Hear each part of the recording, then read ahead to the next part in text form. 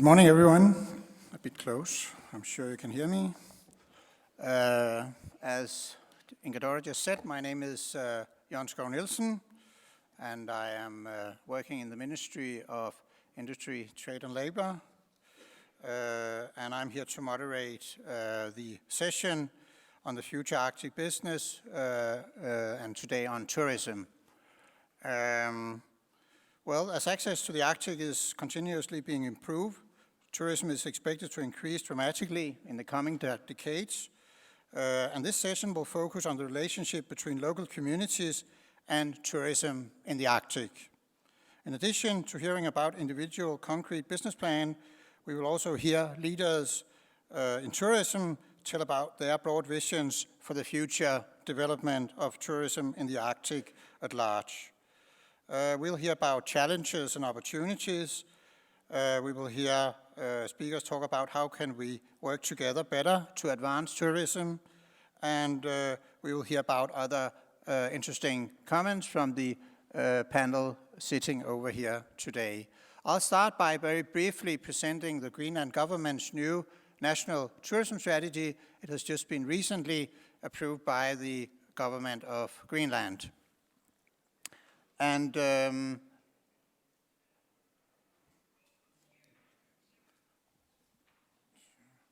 someone change? Yeah. One more.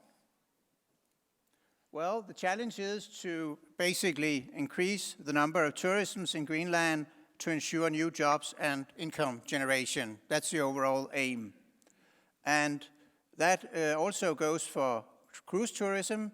The challenge is actually to stop the decrease we have seen in the period from 2012 to 2014. We have seen a certain rise in cruise tourism and in tourism in 2015, and we will try to actually increase that growth in the years to come and actually to recreate the growth that we saw earlier on. The new National Tourism Development Strategy has a number of headlines. One aim is to better the infrastructure to lower the transport costs of bringing tourism to Greenland. Another aim in that respect is to build new airports. There will be a reduction in tourism taxes and fees. There will be tourism concessions. It is now possible to get a concession for a certain area where you want to be the provider of tourism services. And there are also a lot of other elements in the tourism strategy, one of them being building new visitor centers around the country. The investment in airports is due to the fact that when you fly into Greenland today, you fly directly into a place called Sønderstrømfjord or Gangerslusvak, which is an old military base. No one actually lives there other than those that are necessary to run the airport.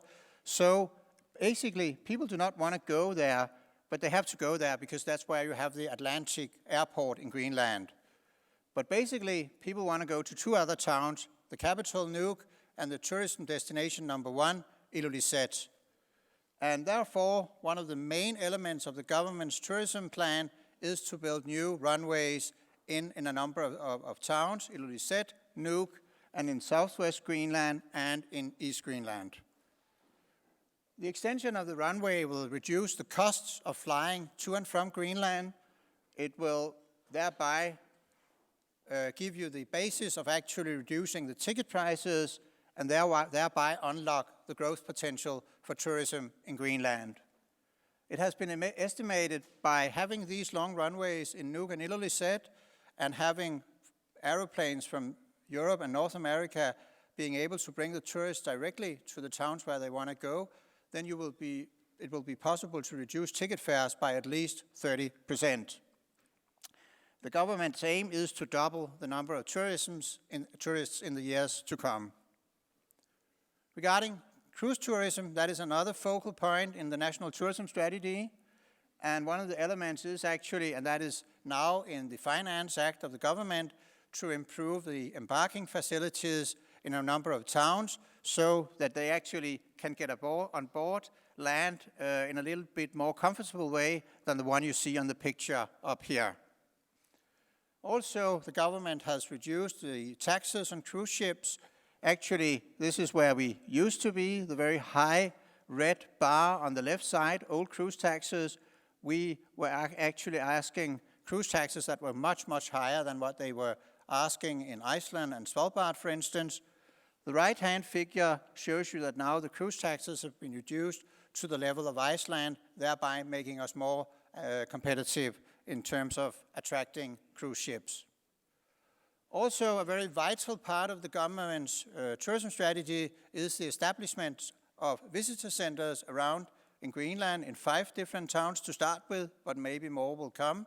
And next month, our Minister for Tourism, Vitus Kitsok, will fly to Ilulissat, and on the 21st of June will present the winners of the competition to build the first visitor center in Greenland. That will be a visitor center focused on ice.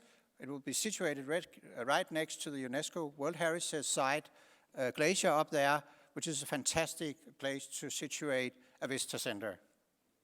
Also, we have a new act, which is part of the tourism strategy.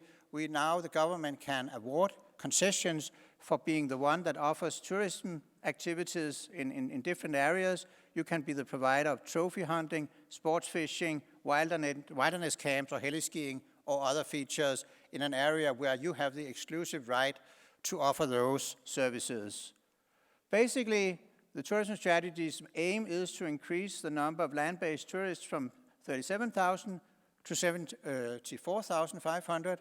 That's a very modest aim. I think we will do better than that, actually. And also to double the number of cruise tourists in the years to come. So that is basically the aim of the National Tourist Strategy, just to set the framework for this workshop.